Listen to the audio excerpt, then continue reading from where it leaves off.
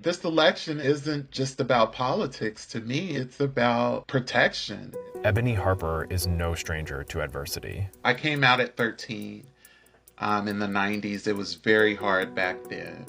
So I had to run away from home, and I had a rough life, the typical life that trans people live, on the streets, underground economics. I didn't go off that ledge, and I'm living here to talk to you here today.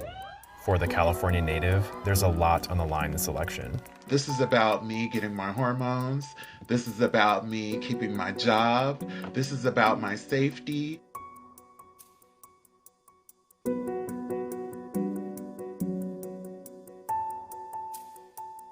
As your president, I will do everything in my power to protect our LGBTQ citizens from the violence and oppression of a hateful foreign ideology.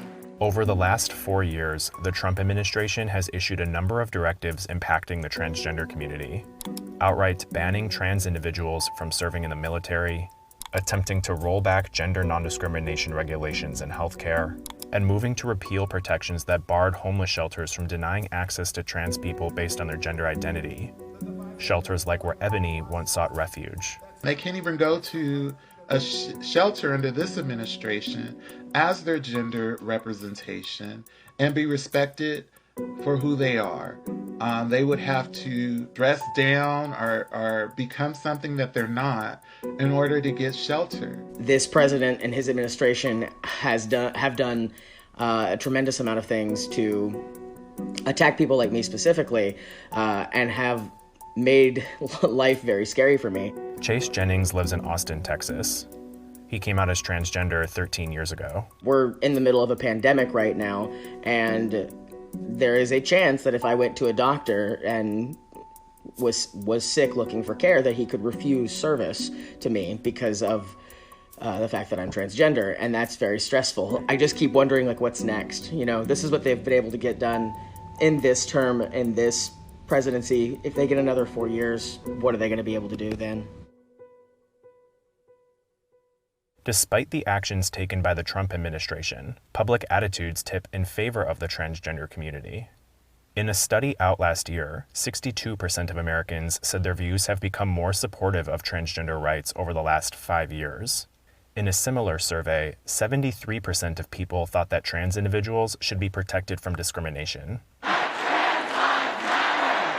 And in demonstrations across the country this summer, trans issues have come to a head. The trans topic is a hot topic right now. So you hear a lot of politicians mentioning Trans Day of Remembrance, trans people that have been murdered, Black trans women that have been murdered in the United States. But you don't really see them on the ground level engaging in trans issues. My advice to them would be to get engaged. Also, my advice to other trans people is get engaged. You can run for office and win. It's been proven. Congress has the most openly LGBTQ members it's ever had, but that doesn't include any transgender representation. That said, 4 openly trans lawmakers hold seats at the state level, and in Kansas, Stephanie Byers is vying to join that list. I think, first of all, that when we start running for politics, our gender should be the least of our worries. Granted, it is something that will come up. I believe in accountability. I've done a lot of talking with Danica Roem and asking her, a transgender woman who represents in Virginia, what are the things that she experienced? And we've had those conversations. And bottom line is that people want people who will represent their district, that look at their needs. She's campaigning for a vacant seat in left-leaning District 86 in Wichita, after spending 32 years as a music teacher. During that time, I'd watched as our Kansas legislature and our Kansas governors made decisions regarding school funding that had negative impacts on the classroom. And so the impact of those decisions that are made at the state level and how they impact kids in the classroom, how they impact those families, sat pretty close and dear on my heart. When I retired in June of 2019, I began thinking, are there ways that I can take these lessons that I've learned and the things that I've experienced and apply them with a greater voice in an area where it makes more sense? She came out in 2014, and presented as her true self to her students that fall. For some of my kids, it was not their first experience to meet someone who is transgender. For a lot of them, it was. But the point being that, being transgender is just one aspect of who I am. As an educator, my principal job is still teaching music to my students.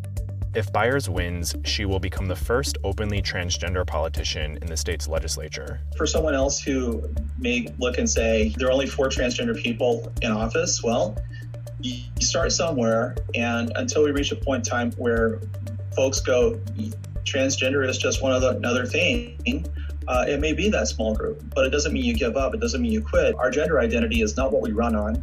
What we run on are our positions and how it impacts the people that we represent, our constituents. And I think that's the big key right there, that we keep looking forward to that.